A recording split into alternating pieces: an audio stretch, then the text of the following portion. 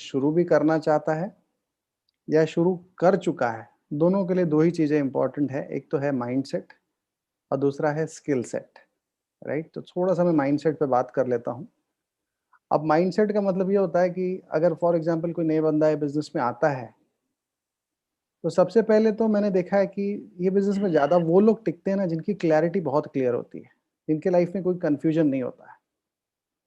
और क्लैरिटी 2 ही चीज़ों से क्लियर होता है कि एक तो आपके सारे सवालों के जवाब आप लिए कुछ लोगों ने देखा होगा ना कि वो अपने अपलाइन से बड़े सवाल पूछते हैं, बहुत सवाल पूछते हैं। कई बार अपलाइन तंग भी आ जाते हैं, लेकिन याद रखिए अगर आप उनके सारे सवालों के जवाब दे देते हैं, तो उनके पास एक क्लैरिटी होती है, तो फिर वो जब भी वो कन्फ्यूज़ होते हैं, तो उनके पास एक डिसीजन होता है, वो टिक जाते हैं। मैं बहुत सवाल पूछता था, लेकिन शायद इसी वजह से मेरे पास हर सवाल का जब मुझे जवाब मिल रहा था, तो मुझे वो बहुत वो मिल रहा था कि यस मैंने एक सही डिसीजन लिया है, यहाँ पे हर सवाल का जवाब है। और दूसरा क्लैरिटी होना चाहिए आपके ड्रीम के प्रति। मुझे पता था कि मैं ज़िंदगी में कुछ भी कर लूँ, मैं पैसे बहुत बना सकता हूँ, लेकिन मैं समय नहीं बना सकता हूँ।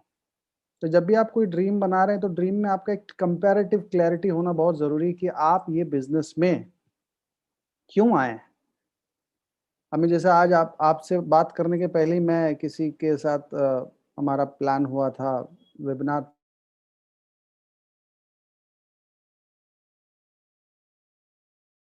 तो मैं उनसे आपसे पहले उन्हीं लोगों से मिल रहा था, तो मैं वो आए, उन्होंने जो भी सवाल-जवाब जो उनको पूछना था, वो उन्होंने पूछा मेरे से। तो मैंने ठीक है 1-2 आंसर दिया, लेकिन मैंने फिर उनसे एक ही सवाल पूछा कि आप ज़िंदगी से क्या चाहते हैं? तब फिर उन्होंने बोला कि नहीं जो सब लोग चाहते हैं। मैं बोला सब लोग की बात नहीं है, इस समय मैं आपसे बात कर रहा हूँ। तो बोले नहीं जनरल जो सक्सेस के पैरामीटर्स होते हैं। बोले क्या घर है, गाड़ी है, एजुकेशन है, वर्ल्ड टूर है, क्या है? तो फिर वही घूम फिर के नहीं सब। मैं बोला नहीं पहले कौन-सा चीज़ चुनोगे? तो कहते कि घर। तो बोला कहाँ? तो बॉम्बे का एक एरिया बताया। बोला कितना अमाउंट? तो उन्होंने बताया लगभग डेढ़ 2 करोड़। मैं बोला आप ये बताइए, मतलब हर चीज़ में यही पूछता हूँ कि अगर आपको ऐतराज़ ना हो तो एक सवाल पूछूँ कि ये डेढ़ 2 करोड़ अपने कन्वेंशनल लाइफ़ में कितने समय में बन जाएगा? तो बोले 10-15 साल। मैं बोला यही काम अगर यहाँ पे 4-5 साल में हो जाए तो? तो उन्होंने पूछा होता है क्या? मैं बोला हो रहा है इसीलिए तो बताता हूँ। ये आज के 2.0 के बाद लोग ये बिज़नेस में डायमंड आने वाले 4 से 5 साल में जाने वाले हैं। और चीज़ें जिस तरह से वर्चुअली, अब वर्चुअली का मतलब क्या होता है? एफर्ट 90% रिड्यूस हो गया। मुझे याद है हम लोग वर्ल्ड टूर पे मैं और वसीम भाई मिले थे और वसीम भाई ने मुझे कहा था कि श्रवण जी एक बार आपको जयपुर आना होगा प्लान दिखाने के लिए। मैं बोला पक्का आऊँगा और उनका और मेरा सपना सपना ही रह गया। मुझे शौक था जयपुर घूमने का, उनका शौक था मुझे बुलाने का, लेकिन दोनों रह गया क्योंकि फिज़िकली जाना पड़ता था ना, लेकिन आज वर्चुअली है। तो आप देखिए अब तो मैं जयपुर दो दूसरी बार आ रहा हूँ आज। सो कहने का मतलब यही होता है कि अब एफर्ट जो है वो 90% रिड्यूस हो गया है और कोर प्लस की वजह से इनकम 200% बढ़ गया है। सो मैंने उनसे वही बात किया कि तो बोले कि नहीं अगर आप 4 साल में बताते हैं कैसा प्लान है क्या? वो बोला वो हम बता देंगे, लेकिन अगर हम करना आप करना चाहेंगे क्या? अगर इस जो चीज़ 15 साल में आप कबूल रहे हैं वो भी उसके बाद बैंक लोन और ये और वो 4 साल में विदाउट लोन? फिर उसका मैंने डेट लगाया, बोला चल ठीक है बताओ तुम्हारा बर्थ डेट क्या है? 2024 में क्या बर्थ डेट आएगा? चलो इस डेट के लिए हम लगा दें कि उस दिन आप अपने घर में जाएँगे। अब मुझे बताइए इसके लिए आप क्या कमिटमेंट देंगे? और फिर मैंने उनसे कमिटमेंट वगैरह लेना शुरू किया। तो जो सुमित जी ने सफलता की ओर बढ़ते कदम में जो 5 सवाल पूछे थे ना, ये वही क्रम है। तो कहने का मतलब क्या होता है कि जब भी कोई बिज़नेस में आएगा ना, अगर आप उसको क्लैरिटी देते हैं कि हाँ भाई आपका ये घर, ये अमाउंट का इस तारीख को इस प्लान से पूरा होने वाला है, जो आपके कन्वेंशनल प्लान से नहीं पूरा होने वाला है और समझदार व्यक्ति होगा तो वो तुरंत उड़ी मार देगा कि मुझे करना है। तो हम लोग क्या करते हैं कि कई बार मेरे से ये गलती होती है, मुझे लोगों का नहीं पता लेकिन मैं ऊपर-ऊपर बहुत बातें करता हूँ। आपका ड्रीम होना चाहिए, अरे! ड्रीम का डी के बारे में भी तो बात करो, आर के बारे में भी तो बात करो, ई के बारे में भी तो बात करो, खाली ड्रीम ही बोलते रहेंगे। तो क्या होता है क्लैरिटी, क्लैरिटी मतलब जो भी सवाल है उसका सवाल का जवाब। उन्होंने एक सवाल और पूछ लिया कि मैं थोड़ा-सा गूगल चेक कर रहा था, मैंने सुना कि 4-5 साल पहले एम्वे के साथ कोई हादसा हुआ था। मैं बोला हाँ, बिल्कुल हुआ था, इसी वजह से तो कानून आया, लॉ आया, डायरेक्ट सेलिंग लॉ, नहीं तो वो आता ही नहीं, वो हादसा हमारे लिए प्रॉफिट बन के आया। अगर वो हादसा ना होता तो इंडिया में तो वो लॉ ही नहीं था डायरेक्ट सेलिंग के लिए, तो वो तो हमारे लिए ब्लेसिंग था। सो आई मीन हर सवाल का जवाब जब दोगे तो वो बंदा वो लास्ट में उसने यही बोला कि मुझे बहुत अच्छा लगा आपसे बात करके, आपने सवालों का जवाब दिया और आपने मेरा ड्रीम बिल्ड किया। फिर मैंने बोला कि अब आप मुझे एक बात बताइए, क्या आप 1-2 घंटा रोज का दे पाएंगे? शुरुआत में तो 2 ही काम करना है, प्रोडक्ट यूज करना है और सीखना है। तो बोले बिल्कुल दूंगा। मैं बोला अगर समय नहीं होगा तो? बोला समय निकाल के दूंगा। मैं बोला ठीक है, चलो अब हम क्या करते हैं, आप कंपनी, प्रोडक्ट, इंडस्ट्री, टीम सबको चेक करिए और हम ये चेक करेंगे कि हम आपके साथ कितना हद तक काम कर सकते हैं। एक ब्रांड लेवल, आपका ब्रांड वैल्यू क्या होगा? उसने वो बड़ा मजेदार सवाल पूछा, आपके हिसाब से ब्रांड वैल्यू का मतलब क्या होता है? मैं बोला आपने बहुत अच्छा सवाल पूछा। ब्रांड वैल्यू का मतलब कन्वेंशनल लाइफ में ये होता है कि जब आप कोई बिजनेस शुरू करोगे ना, तो आपका एक सप्लायर होता है। तो जब पहली बार जाओगे सप्लायर से कोई सामान लेने के लिए, तो वो आपको हो सकता है 10, 20, 50 हज़ार, लाख रुपए का सामान दे दे और आपको हफ्ते भर से ज्यादा क्रेडिट नहीं देगा। लेकिन अगर वो हफ्ते का क्रेडिट देता है और 6 दिन में आप पेमेंट लौटा दो, तो सप्लायर का कॉन्फिडेंस बढ़ जाता है कि बंदा जबान का पक्का है। अगली बार 2 लाख दे देगा, फिर 5 लाख, फिर 10 लाख, फिर 50 लाख, फिर 1 करोड़ भी कर देगा। और वो अपनी फेटर्निटी में भी बात करेगा कि ये बंदा जबान का बड़ा पक्का है, आप लोग इसको सब दिल खोल करके सप्लाई करो, आपका पैसा कहीं नहीं जाने वाला है। तो एक ब्रांड वैल्यू सप्लायर के सामने बनता है और एक ब्रांड वैल्यू कस्टमर के सामने बनता है, जिसको आप प्रोडक्ट देने जाओगे और वहां कोई दिक्कत आ रही है, तो आप ग्राउंड लेवल पे जाके सॉल्व करोगे, तो कस्टमर में भी एक रिव्यू बनना शुरू हो जाता है कि ये कंपनी में कुछ भी प्रॉब्लम हो तो एकदम ग्राउंड लेवल पे घुस के काम करते हैं। ये चीज मैंने डेल और एप्पल के अंदर देखा है। एप्पल में कोई भी प्रॉब्लम हो जाए, हम एक बार फोन करते हैं, वो 4 बार फोन करते हैं, आपका सॉल्व हो गया क्या, मैं और कुछ हेल्प करूं क्या? और पूरा जब तक केस क्लोज नहीं हो जाएगा, हम बार बार उनको जब तक थैंक यू नहीं बोल देंगे, तब तक वो कॉल करते हैं। तो एक ब्रांड वैल्यू बन रहा है ना। तो ऐसे ही एमवे बिजनेस में मैंने उनको यही बताया कि आपका ब्रांड वैल्यू यहाँ पे ऐसा बनेगा कि जो जो चीजें आज आप मुझे कमिट कर रहे हैं कि मुझे ड्रीम के लिए काम करना है, मैं समय डालूंगा, तो अगर आप वो करना शुरू करेंगे, तो आपके सप्लायर्स यानी जो हमारी टीम है, आपकी जो अपलाइन है, यही हम आपके सप्लायर्स हैं। तो एक तो ब्रांड वैल्यू आपका यहाँ बनेगा कि हाँ भाई, ये आदमी के ऊपर समय डालो, ये जबान का पक्का है, ये भरोसा करने लायक व्यक्ति। और दूसरा ब्रांड वैल्यू बनेगा आपके कस्टमर यानी आपकी टीम के सामने। जब आपकी बड़ी टीम हो जाएगी, बड़ा कस्टमर्स हो जाएंगे, तो बोलेंगे कि हमारा अपलाइन तो इतना जबरदस्त है कि कुछ भी बोलो, हर चीज में ज्ञान नहीं बांटता है, ग्राउंड लेवल पे उतर के काम करता है और साबित करके दिखाता है। कस्टमर्स बात करेंगे ये बंदा क्या सर्विस देता है। सो कहने का मतलब, सप्लायर और कस्टमर यही तो ब्रांड बनाते हैं। तो अब आपका ब्रांड वैल्यू बनने वाला है, तो शुरुआत सप्लायर से होने वाला है और फॉर्चुनेटली हम ही आपके सप्लायर्स हैं, तो लेट्स वर्क इट आउट। वो बड़ा खुश हुआ बंदा, सीए की भाषा में उसको अच्छा लगा। So I mean this is something like that, you can move it on. तो पहला चीज है क्लैरिटी होना, माइंडसेट की बात करता हूँ, कंफ्यूजन नहीं रहना चाहिए, ड्रीम की बात हो चाहे सवालों का। दूसरा चीज है पॉजिटिव रहना, बहुत जरूरी है। क्योंकि मैंने देखा है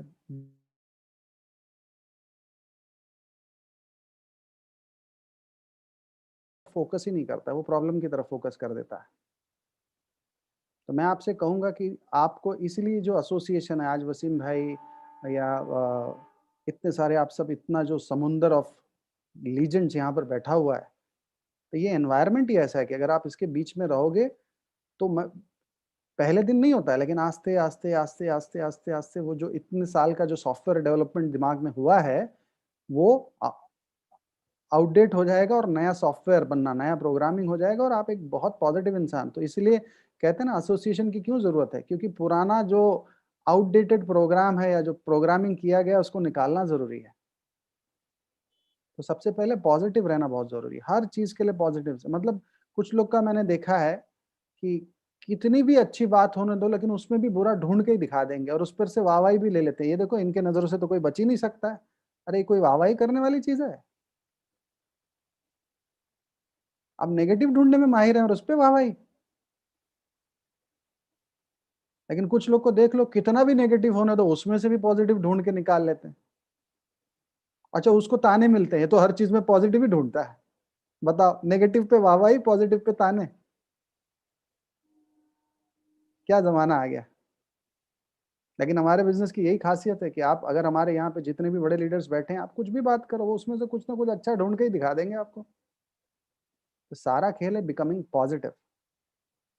क्योंकि जब तक आप पॉजिटिव नहीं रहोगे ना, कोई भी आके मतलब आपके लेवल का बंदा नहीं, आपके लेवल के सामने कोई लेवल नहीं होगा ना, वो भी आके आपको साफ करके चला जाएगा। तो first is be very positive. और फिर सॉल्यूशन ओरिएंटेड हो जाओगे। और फिर फेथ रखो। फेथ का मतलब ये होता है ना कि जब आए हो, मुझे याद है कि जब भी आप पैदा हुए होंगे तो आपकी जिसके साथ शादी होने वाली होगी वो भी कहीं ना कहीं पैदा हुआ होगा या हुई होगी। ये भरोसा सबको रहता है ना कि मेरे नसीब का भी तो कोई कहीं बैठा होगा या बैठी होगी। तो जब आप ये बिजनेस में आए हैं तो वही फेथ रखिए ना कि मेरे नसीब के भी 6 लोग और 14 लोग कहीं बैठे हैं, 6 डायमंड पहुंचाएंगे, 14 क्राउन एम्बेसडर। फेथ का खेल है। और तब वो लोग आपके नजदीक आना ना किसी न किसी बहाने आना शुरू करेंगे। आई मीन सीक्रेट वीडियो सबको देखना चाहिए, मैं तो सबको कहता हूँ। सीक्रेट वीडियो में 3, मैं बड़े लंबे लंबे, मेरे को हर चीज का मुझे याद है, नंबर 1 2 3, 1 2 3। सीक्रेट पहला चीज क्या है? Attitude of gratitude. जो है उसके लिए भी थैंक्स बोलो, जो नहीं है उसके लिए भी थैंक्स बोलो कि मिल गया। पहला रूल। जो नहीं है उसके लिए शिकायत मत करो, ऊपर वाला भी उसको नहीं देता है कि इसको इतना दिया, इसको कदर ही नहीं तो और क्या दूं इसको। और जिसको आपने दे रखा है और वो आप कर रहे हो तो वो खूब देगा। दूसरा रूल कि वर्टिकल अलाइनमेंट मत तोड़ो, कि जब एक बार आपने अच्छी चीजें बोलना शुरू कर दी तो लौट लौट के नापो मत, इतने दिन से तो सेल्फ टॉक कर रहा हूँ कुछ नहीं हो रहा है। जैसे ही आप नापते हो ना सारी धज्जियां उड़ा देते हो आप। मतलब बोलते हैं ना, बिल्डिंग खड़ा किया और बम लगा के उड़ा दिया। नापा मत करो। और तीसरा, जब आप सेल्फ टॉक करोगे ना तो कहीं ना कहीं कुछ ना कुछ इशारा होगा, पकड़ना सीख लो। कोई कस्टमर आ जाएगा किसी न किसी रूप में, कोई प्रोस्पेक्ट आ जाएगा किसी न किसी रूप में, कोई ना चीज आपके ऊपर वाले को देना है, उसको पता है कैसे देना है। आपको पकड़ना तो आना चाहिए। तो सीक्रेट में बहुत सारा है, लेकिन 3 रूल याद रखना। Attitude of gratitude, vertical alignment and catching the hint. तो अगर ये सब करेंगे तो आई मीन फेथ बना रहेगा। फेथ तो वही होता है ना, एक आदमी आसमान से गिर रहा था तो ऊपर वाले को बोला बचाओ, तो ऊपर वाला प्रकट हो गया, बोले हाँ बोलो। और वो गिरते गिरते कहीं पेड़ पे लटक गया। तो बोलते हैं मुझे बचा लो, तो बोलते हाथ छोड़, तो बोलते मैं बचाने बोल रहा हूँ, मारने थोड़ी बोल रहा हूँ। तो बोले मेरे पर भरोसा है तो हाथ छोड़ो, तो छोड़ा ही नहीं भाई साहब ने। वो मर गए वहीं लटकते लटकते। दूसरे दिन सुबह पता चला 1 फीट ऊपर ही थे जमीन के। तो कहने का मतलब क्या होता है? फेथ यही होता है कि जब आपकी अपलाइन आपको बोल रही है, ये सिस्टम आपसे कह रहा है कि आप सफल होगे तो होगे। भरोसा रखिए। लैरी विंटर्स सबसे बड़ा कमाल है, मुझे याद है जब मैं बिजनेस में जुड़ा था तो मैं लैरी विंटर से बड़ा प्रभावित था।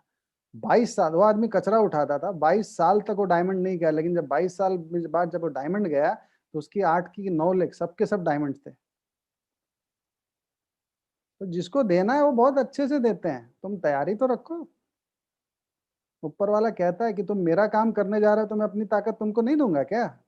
ऊपर ऊपर वाले का काम क्या है? लोगों की सेवा करना, लोगों को अच्छा माहौल देना, लोगों को अच्छा एनवायरनमेंट, लोगों को अच्छा वो एम्पावरमेंट, यही सब तो ऊपर वाला चाहता है। आप किसी भी धर्म के नाम से करो, किसी भी कल्चर के नाम से करो, किसी भी, लेकिन घूम फिर के सब जगह एक ही बात है। तो जब आप ऊपर वाले का काम करने की कोशिश करोगे तो ऊपर वाला अपना पावर आपको ट्रांसफर जरूर करेगा, लेकिन उसको विश्वास होना चाहिए कि ये करेगा। कंधों में दम है तो आपको एक क्या 1 लाख लोग आपके कंधों में लटका देंगे, इतना बड़ा नेटवर्क होगा। कंधे साबित करो पहले, राइट? सो दूसरा क्या है, एक माइंडसेट आपको ये भी बनाना है कि ये बिजनेस में मेरा काम क्या है।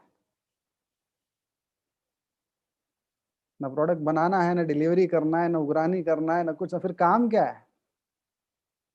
लोगों के सवालों का सही जवाब देना। मुंह खोलना तो ढंग से खोलना, यही काम है। कुछ लोग आके बोलते जो देखो सवाल पूछता है, तो आखिर मैं बोलता हूँ तुमको किस बात का पैसा चाहिए फिर? आखिर करते क्या फिर? अब तो कोविड ने और घर में बिठा दिया, अब तो हाथ पैर नहीं चलते, मुंह तो चलाओ।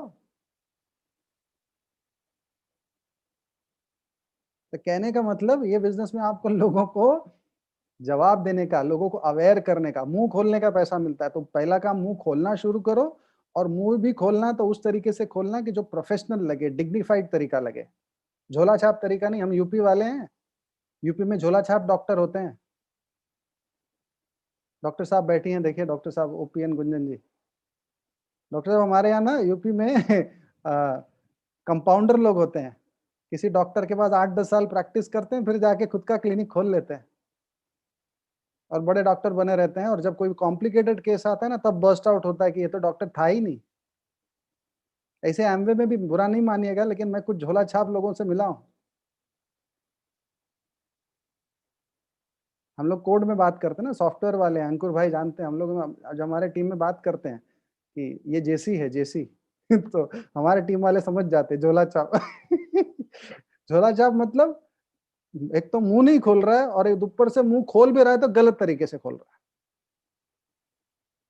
है। एक बार अकबर ने बिरबल से पूछा कि एक अपने राज्य में एक बंदा है, ये इतनी भाषा बोलता है कि इसकी ओरिजिनल भाषा समझ ही नहीं आती। बोलता चिंता मत करो, कल सुबह बता दूंगा मैं। और गया, बेचारा सो रहा था, एक बाल्टी पानी डाल दिया उसके ऊपर, तो जिस भी वो कास्ट कर रहा होगा, या अल्लाह हे राम, जो उसको बोलना होगा उसने बोला होगा, बोला ये इसका लैंग्वेज है। तो कहने का मतलब, आपको पहले तो मुंह खोलो और फिर ढंग से खोलो, नहीं तो खोलो ही मत। एक तो ये हो गया कि हमको पैसा किस बात का मिलेगा। दूसरी बात, पहले सबसे पहले क्या करना है बिजनेस में, प्रॉफिटेबल होना है। प्रॉफिटेबल यानी कस्टमर्स बनाना शुरू करो, और कस्टमर्स बनाने के लिए मेरा मानना है कि आपके पास जो आपकी खुद की लिस्ट है ना, आपके दोस्त रिश्तेदार काफी हैं।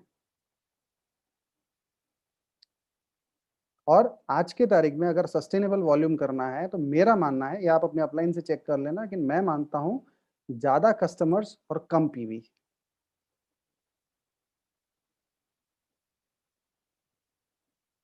कम कस्टमर और ज्यादा पीवी नहीं, वो परमवीर चक्र विजेता का कार्यक्रम अब बंद हो चुका है, कि एक बार गया सर 200 पीवी ले आया, उसके बाद वो 6 महीने तक फोन ही नहीं उठा रहा है। उसके बजाय अगर आपके पास 30 35 40 कस्टमर हो, जो महीने का 500 1000 1500 रुपए का सामान लें, तो आप आराम से बिस्तर पे सो के 500 पीवी करेंगे। तो more customers and less PV. उसको भी, सामने वाले को भी पता है कि हाँ, मेरे घर से तो हर महीना 1000 ही रुपया तो जाना है, चल ले आओ, ये ले आओ। वो भी खुशी खुशी देगा। आखिर हम मैकडोनल्ड्स की बातें करिया करते थे, लेकिन भूल गए मैकडोनल्ड्स ने क्या बोला था, मुझे सबसे 4 रुपया चाहिए। वही कॉन्सेप्ट हमको भी तो डालना है। वो भी मैं, मुझे याद है सबसे पहला हेल्थ प्लान मुंबई में मैं ही दिखाया था, और बाद में वो सीडी पूरे इंडिया में भी गई थी, और सब लोग उसको जानते भी थे। तो मैं परमवीर चक्रवर्ती का नंबर 1 मैं ही था, कि एक हेल्थ प्लान में 500 पीवी निकालता था। लेकिन वो बदल गया, समय बदल गया, गया वो जमाना। अगर आप एक सस्टेनेबल और डुप्लीकेबल वॉल्यूम करना या करवाना चाहते हैं, तो let's focus in the right manner. और क्या लोग प्रॉफिटेबल आज के तारीख में, सीधा 20% आपके हाथ में है बॉस। 100 पीवी करो, रिटेलिंग तो 1400 रुपया तो आपका फिक्स है। What else you want. So पहला चीज प्रॉफिटेबल बनना है। दूसरा चीज स्ट्रक्चर है। और तीसरा चीज है कल्चर, पीएससी, बिकमिंग प्रॉफिटेबल पहले नंबर पे। Second, developing the right structure. I mean, आपको डायमंड जाना है, तो आपके वो 6 बच्चे पैदा हुए कि नहीं पैदा हुए, अभी तो उनको जवान होने में टाइम लगेगा ना, कि बस आते ही उनको सीधा कर दोगे। आप बड़ा कुछ सोच रहे हो, तो बच्चे पैदा होना चाहिए। सब अपना समय लेते हैं, कोई तेज बच्चा होगा जल्दी जाएगा, कोई आस्ते जाएगा। सबका अपना समय आता है, आपका भी आएगा। जब आपका आएगा तो किसी का रुकाए, आप नहीं रुकने वाले। गाजे बाजे के साथ आप निकलेंगे। आपका समय मुकर्रर है, आप डन डील जाएंगे, और ऐसा जाएंगे कि फिर दुनिया देखते रह जाएगी। लेकिन उस समय तक का धैर्य रखिए, इसी को कहते हैं फेथ। और मेरा तो मानना है, जो जितना देर कर रहा है वो उतना ही लंबा छलांग मारता है, बशर्ते वो काम कर रहा है। तो मैं कभी इस बात को नहीं कि इतना समय लग गया, अरे कुछ नहीं, इतना समय में इतना कुछ सीख गए कि अब गलतियां करने के चांसेस कम होंगे। So don't worry. तो ये है माइंडसेट। माइंडसेट में मैंने क्लैरिटी पे बात किया, कंफ्यूजन पे बात किया, पॉजिटिव रहने पे बात किया, फेथ रखने पे बात किया, फिर सॉल्यूशन ओरिएंटेड रहने पे बात कर लिया, फिर हमारा काम क्या है, लोगों के सवालों का जवाब अवेयर करने की बात कर लिया, प्रॉफिटेबल होने की बात कर लिया, स्ट्रक्चर बनाने की बात कर लिया, कस्टमर कल्चर। कल्चर का मतलब क्या होता है, टीम में एक ऐसा कल्चर बनाइए जो आपको सिखाते हुए भी अच्छा लगे, लोगों को सीखते हुए भी अच्छा लगे, और पूरी टीम में फैलाते हुए भी अच्छा लगे। अब वो हर टीम का अपना कल्चर होगा, वो आपका अपलाइन आप लोग बेहतर जानते हैं, क्योंकि हर टीम की ज्योग्राफिकल चीजें अच्छी अलग होती हैं, हर चीज का अलग दायरा होता है, तो आप डिसाइड करिए, लेकिन ऐसा कल्चर बनाइए, बोलते हैं ना, one team one agenda, no confusion. करते हुए भी अच्छा लगे, सिखाते हुए भी अच्छा लगे, सीखते हुए भी अच्छा लगे, फैलाते हुए भी अच्छा लगे, right? So this was about mindset. Skill set की बात करें तो क्या है, बड़ा सिंपल सा काम है। ये बिज़नेस में मैं देखिए, मैं बैठे-बैठे भी मैं सोच रहा था, तो फटाफट मैंने लिख लिया। मैं बोला अननेसेसरी लिखना ज़्यादा अच्छा रहता है। तो मैंने जैसे कि बताया, एक तो प्रोफेशनलिज़्म, एक डिग्निफाइड तरीका अप्रोच करना। मेरे लिए इम्पोर्टेंट नहीं, ये नहीं है कि आपके साथ कितने लोग जुड़ रहे हैं और आपके साथ कितने कस्टमर्स आ रहे हैं। मेरे लिए इम्पोर्टेंट ये है कि आपके पीठ पीछे लोग क्या बोल रहे हैं। आपकी पीठ पीछे 2 कमेंट्स निकल सकते हैं। एक कमेंट्स ये कि बॉस एमवे तो बहुत सुना, लेकिन जिस तरीके से ये बता रहे हैं ऐसा तो कहीं नहीं देखा। अब मेरा मन कर रहा है करने का। और एक पीछे यार अब तक तो बचता आ गया, देखो ये फिर आ गया। संभाल के रहना, अब भागो। तो आपके पीठ पीछे क्या कमेंट्स आते हैं बहुत इंपॉर्टेंट है। मुझे याद है एक डबल डायमंड ने बहुत बड़ी बात कही थी, मैं नाम नहीं लूँगा उनका। बट उन्होंने कहा था कि आपके साथ जितना लोग जुड़ेंगे, वो उससे ज़्यादा जितने लोग नहीं जुड़ेंगे, वो आपके बारे में क्या सोच रखते हैं, उससे डिसाइड होगा कि आपका फ्यूचर क्या होगा।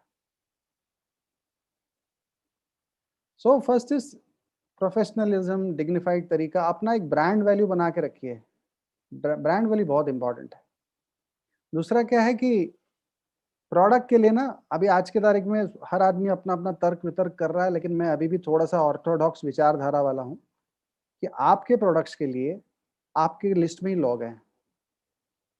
आपको 5 लाख पर्सनल पीवी तो नहीं करना है ना। अगर आप 500-600 पीवी करना सीख गए तो दैट्स इनफ, और वो आपके लिस्ट में है।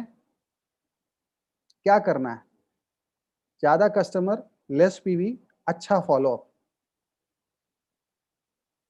और if you want to retail, don't go in detail. नहीं तो जाके इतना समाचार पढ़ देते हैं कि वो सो जाता है, बोलता है अब बताऊँगा,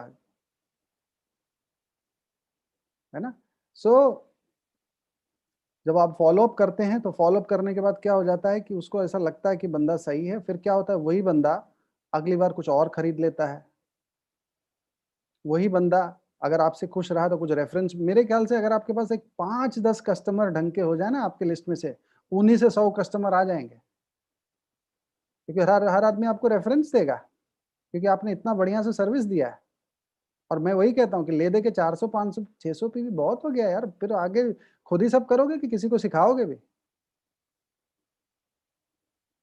understand what is Amway? It is network marketing.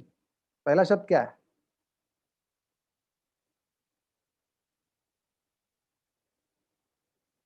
So don't forget that. So मेरा ऐसा मानना है, बाकी तो आज की तारीख में लोग डिजिटली भी, सोशल मीडिया, बहुत कुछ है, बहुत अच्छे-अच्छे तरीके हैं, and I appreciate everything, but मेरा ऐसा मानना है कि अगर आपको सिर्फ़ 500-600 पीवी की बात है, तो ये 2-3 रूल पकड़ लें तो बहुत हो गया। तो ये आपके स्किल सेट हो जाता है। प्रेज़ेंटेशन करना सीख लीजिए। आई मीन आज देखा होगा आपने, आधे घंटे में खत्म हो गया। कितना टाइम लगता है? मैं भी पहले लंबा-लंबा किया करता था, लेकिन अब समझ में आ गया लोगों का अटेंशन स्पैन ज़्यादा होता नहीं है। इसलिए ज़ूम ने भी देखो, अगर आपने पैसा वाला प्लान नहीं लिया तो 40 मिनट में वो बंद ही कर देता है, कि उसको भी पता है 40 मिनट के बाद लोग सो जाते हैं। तो ज़ूम पे बिना पैसा लगाया हुआ प्लान लेके आप लोग प्लान दिखाया करो। वो 10 मिनट पहले ही दिखाना शुरू हो जाएगा, 9 मिनट बचा, 8 मिनट बचा, तो 40 मिनट का प्लान खत्म हो जाएगा। नहीं तो जो लोग को पैसा वाला प्लान लिखा है वो तो कोमा में बिना डाले छोड़ते नहीं है। राइट? सो मैं मुझे दुनिया का नहीं पता, ये सब मैं किया हूँ, इसलिए मुझे ऐसा लगता है मेरे जैसे कुछ होंगे। राइट? सो बिना ज़ूम में पैसा बिना लगाए वाला प्लान दिखाया करो, वो 40 मिनट में अपने आप बंद हो जाता है, वही बोलता है बस करो, हो गया तुम्हारा। ठीक है? तो फर्स्ट इज़ ये। दूसरा, अगर आप देखें आज की तारीख में एक 10वीं पढ़ा लिखा जो बच्चा होता है ना, वो भी जूनियर केजी से लेके 10वीं तक कम से कम 3 से 4 हज़ार क्वेश्चन आंसर्स पढ़ चुका है। और आज की तारीख में अगर कोई 12वीं पढ़ा है तो 5 से 6 हज़ार, अगर कोई ग्रेजुएट किया है तो 10 से 12 हज़ार, और कोई पोस्ट ग्रेजुएट किया है तो 15 से 20 हज़ार क्वेश्चन आंसर्स जूनियर केजी से अब तक पढ़ चुका है। मैं भी कहता हूँ कि अगर आप इतना पराक्रम कर चुके हैं हम सब लोग, तो 50-60 सवाल नहीं पढ़ सकते हैं? भाई भाई कॉल करोगे किसी को बिज़नेस के लिए एक, प्रोडक्ट के लिए एक, बिजनेस के लिए 3-4 ऑब्जेक्शन आएंगे, प्रोडक्ट के लिए 3-4 ऑब्जेक्शन आ गए, हो गए 10। प्रेजेंटेशन दिखाओगे तो 10 पॉइंट का प्रेजेंटेशन है, उसमें भी 3-4 क्वेश्चन आएंगे। प्रोडक्ट दिखाओगे तो उसमें भी 5-6 पॉइंट का प्रेजेंटेशन, उसमें भी 3-4, मतलब मर मर के 50 से ज्यादा पॉइंट नहीं, आप 50 से ज्यादा सवाल जवाब है ही नहीं है बिजनेस में। अब मुझे बताओ कितना टाइम लगना चाहिए सब समझने के लिए? 15,000 क्वेश्चन आंसर्स पढ़ के आए हैं, 50 नहीं हो रहा है। तो कई बार अपनी ताकत का एहसास करना पड़ता है, हम वही हैं जो पराक्रम गाड़ के आए हैं, है ना? अब देखिए डॉक्टर साहब बैठे हैं तो पता नहीं कितना पोस्ट ग्रेजुएट किए होंगे, सोचिए, right? So it's all about understanding that we have already done it. We are not going to do it for the first time. So एक तो ये हो गया। दूसरा क्या है बिजनेस में? सिंपल है, टाइम मैनेजमेंट सीखना है। स्किल की बात कर रहा हूँ ना, माइंडसेट तो हो गया, स्किल सेट मतलब टाइम मैनेजमेंट। टाइम मैनेजमेंट में मैं वापस 3 पॉइंट ही बताता हूँ, क्योंकि वो मैंने करना सीखा, मुझे फर्क पड़ रहा है, तो जितना मैं करता हूँ उतना ही बताता हूँ। लंबा लंबा मुझे नहीं आता है, जब तक लंबा लंबा दे रहा था कोई सुनता ही नहीं था। पहला पॉइंट, परफेक्शनिस्ट मत बनो।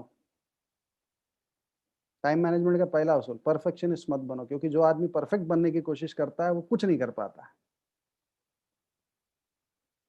कहावत है ना, to become organised sometime you need to become disorganised. दूसरा पॉइंट, जो काम आंख के सामने आ जाए वही मत उठाओ, जो उठाना है उसी को उठाओ, और उसके लिए टू डू लिस्ट बनाओ। 3 काम में टाइम मैनेजमेंट हो जाता है। Don't become perfectionist, don't do anything which comes in your way, do only thing what you are supposed to do, and for that you just need to have your to do list. खत्म। कितना भी busy आने व्यक्ति, हमारे system में हमने इतने इतने बिजी लोग, मतलब उनको देख के ना मैं एकदम त्राही त्राही करने लगता हूँ, कितना बिजी आदमी है, बाप रे, कैसे मैनेज कर रहा है वो एमवे। और वो हंस के मेरे को, मतलब कुछ लोगों से हम बात करते हैं तो हंस के बताते हैं हमने बस यही सब किया है और क्या है। हम हर चीज नहीं करते हैं, कुछ चीजें टाल भी दिया करो ना यार। नहीं, हर चीज जब तक मैं नहीं करूंगा अच्छा नहीं होता। अरे जाने दो, जिंदगी अच्छा बनाओ, ये अच्छा मत बनाओ। नहीं आज बिस्तर ठीक से नहीं लगा, अरे मरने दो ना बिस्तर को। नहीं कपड़ा इस्त्री नहीं, अरे छोड़ देना मेरे भाई। नहीं घर ठीक नहीं लग रहा है, जाने देना यार। सब उसी में रह गए। जिंदगी को इस्त्री करते हैं, जिंदगी को अच्छे से धोते हैं, जिंदगी को ऑर्गेनाइज करते हैं, इसी को कहते हैं priority management. So it's all about, and finally क्या है ना कि मैंने कई बार सुनता था, मुझे अच्छा भी लगता है, मैं सिखाता भी था, लेकिन अब एक चीज मुझे समझ में आया है। एक होता है कि भाई 4 बेसिक्स भी है, 9 कोर स्टेप भी है, 3 पावर्स भी है, 3 कार्डिनल रूल्स भी है, ये भी है। मैं कभी कभार मुझे लगता है कि वो ज्यादा हो रहा है। कुछ ऐसा कोई काम कर लूं कि अपने आप सब होने लगे, तो ऐसा क्या है? ऐसी कौन सी चाबी है कि एक घुमाने से सब घूमने लग जाए?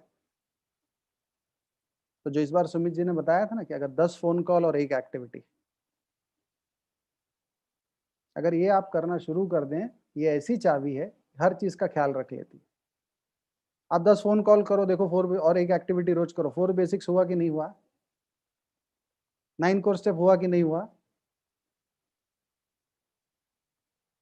लेकिन उसके लिए कमिटमेंट, आपको पनिश करना पड़ेगा अपने आप को। नहीं किया तो आज खाना नहीं खाऊंगा, नहीं तो क्या है फिर वो 4 का 40 साल लग जाएगा फिर। मैं लास्ट 2-3 मिनट बात करके, सर मेरे पास कितना समय है? 5 मिनट, राइट? आवाज नहीं आ रही सर। जब तक आप बात करें। अरे नहीं मुझे तो लग रहा है, मुझे तो मैं डर रहा हूँ कि आप बात करना बंद नहीं कर दें, मुझे डर नहीं लग रहा नहीं है। नहीं मैं इतना ही कहूंगा कि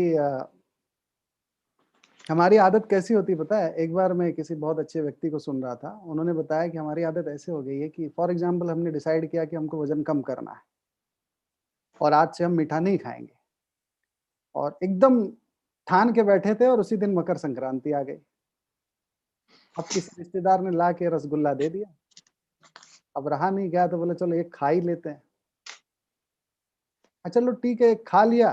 तब बोलते हैं अब जब इतना डिसाइड करके बैठे थे कि कर लिया, अब दूसरे दिन सोचते हैं कल तो सब खाना था, सब गड़बड़ हो गया, तो एक काम करते हैं आज भी खा ही लेते, कल से कर लेंगे। अब उसी चक्कर में और 1 साल हो गया, अगला मकर संक्रांति आ गया, अभी तक मिठाई खा रहे हैं। तो वो जो व्यक्ति था उसने ये कहा कि ये ऐसा होता है कि आपने अगर कोई डिसीजन लिया कि मुझे कुछ करना है और आप रास्ते में जा रहे हो, समझिए कहीं एक मिट्टी पड़ी है और आप उसी में गिर पड़े, क्या करना चाहिए उसमें से अगर गिर पड़े तो? अरे हाथ पैर झाड़ो, खड़े हो जाओ। कि ऐसा करना चाहिए जब आप गिर गए तो थोड़ा सा और लोट ही लेते हैं और हैं, ये कौन सा तरीका है?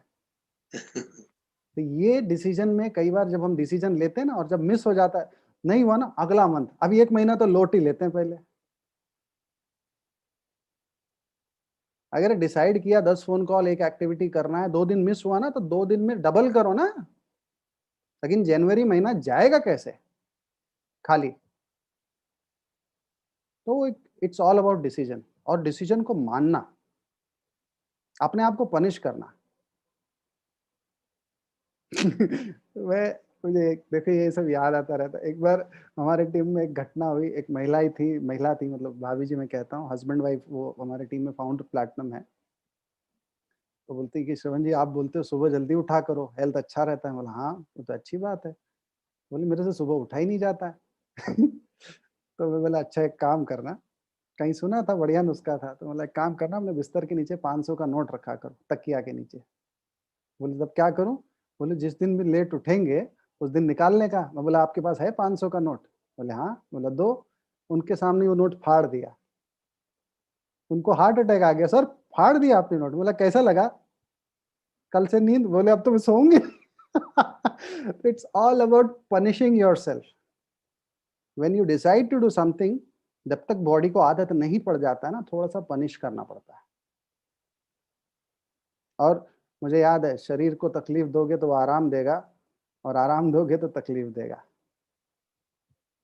सो I am so happy to talk to all of you. और फ्यूचर के लिए तो मैं इतना एक्साइटेड हूँ। एक्चुअली एक्साइटेड की जब मैं बात करता हूँ ना, तो आपका जो चेहरे पे जो है ना वो एक्साइटमेंट, चाहे आप चिल्लाओ भी नहीं चाहे, लेकिन वो दिखना चाहिए कि आदमी क्यों इतना खुश है। जब मैं वसीम भाई को देखता हूँ, कुछ लोगों को देखता हूँ, तो मुझे कितना मतलब वो बोलते नहीं लेकिन पहले से करंट लगने लगता है, कुछ तो अच्छा हो रहा है। That's a type of vibration you should have, है ना? वो नहीं तो वही होता है ना, ब्रांड वैल्यू क्या है? 2 डाउनलाइंस हैं, एक अपलाइन की डाउनलाइन बोलते हैं कि यार दुनिया का सब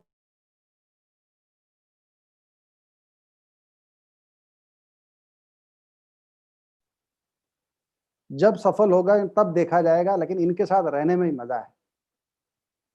that is the type of compliment you get. और एक होता है कि दुनिया का सब, हे भगवान मुझे काला पानी में डाल देता, मुझे फांसी की सजा दे देता, लेकिन इनके नीचे क्यों डाला मुझे? ऐसी मरी हुई शक्ल लेके बैठे रहते हैं, जब देखो तब लगता है कि अकाल आया है, अब कोरोना अगला 50 साल तक नहीं जाएगा। इनके चेहरे पर ही तो पता चलता है, समाचार देखने की जरूरत नहीं पड़ती है। सो इट्स ऑल अबाउट कि are your team proud of you. तो पहला, अगर सबसे पहली चीज मैं, देखिए मैं 1 मिनट और लेता हूं, मुझे याद आता है मैं जब मैं बिजनेस स्टार्ट किया था तब पॉल मिलर आए थे। उनका एक सीडी भी है जो आज भी है video available, zero to crown. उसका स्टार्टिंग का 10 मिनट आप देखिए। वो जब स्टेज पर आए हैं तो 10 मिनट तक खाली वो कूद रहे थे। और मैं उस वक्त ना as an assistant general manager बैठा हुआ था। मुझे लगा कोई बहुत ही ब्यूरोक्रेट ये टाइप्स को कोई मीटिंग होगा। मैं बोला ये क्राउन एम्बेसडर है, ये ऐसा ऐसा उछलता है। पहली बार मुझे समझ में आया कि बिजनेस में अगर कुछ भी नहीं आता है ना, अगर एक्साइटमेंट है, लेकिन वो पागलपन वाला एक्साइटमेंट नहीं कि मतलब जाके किसी को ऐसा जोर से ताली मार दो कि उसका हाथ टूट जाए, ऐसा नहीं। A reserved, professional and dignified way of showing your excitement, जो लोगों को ठीक लगे कि हाँ this is something really bearable. बहुत देख चुका हूँ, खतरनाक एक्साइटमेंट देख चुका हूँ, तो डर लगता है।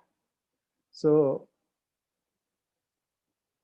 अभी 3-4 साल पहले लियोनार्ड किम आए थे पूना में, आप जानते होंगे। ही इज, आपको पता है वो आके पूना में हम सब दौड़े दौड़े गए, बैठ के नोट्स बनाने के लिए डायरी खोला, पेन खोला, और वो आगे ट्रैक सूट में। और 1 घंटा क्या कराया होगा उन्होंने? एक्सरसाइज कराया। और फिर बोले हंसना सीखो। बोले अगर यही तुमको नहीं आता है तो तुम क्राउन एम्बेसडर क्या जाओगे? फिर मैं दोनों को रिलेट करने लगा। जब ज्वाइन किया था पॉल मिलर ने भी यही सिखाया, 17 साल बाद लियोनार्ड किम भी यही सिखा रहा था। It's all about taking care of your health and being excited, because ये एक ऐसी बीमारी है जो फैल जाए ना तो आपके टीम के वारे न्यारे। It should be a contagious thing to happen. So I mean just get excited. I mean you are so wonderful. In fact वो हम आपकी नहीं, मैं अपनी भी बात करता हूँ कि हम सब all fall under one umbrella, that is none other than ADCD going crown ambassador, that is Sumit and Tania Bahadur. I mean जब मैं वो नाम लेता हूँ आई फील सो ब्लेस्ड। अगर आज वो नहीं होते I would not have been in this business, right?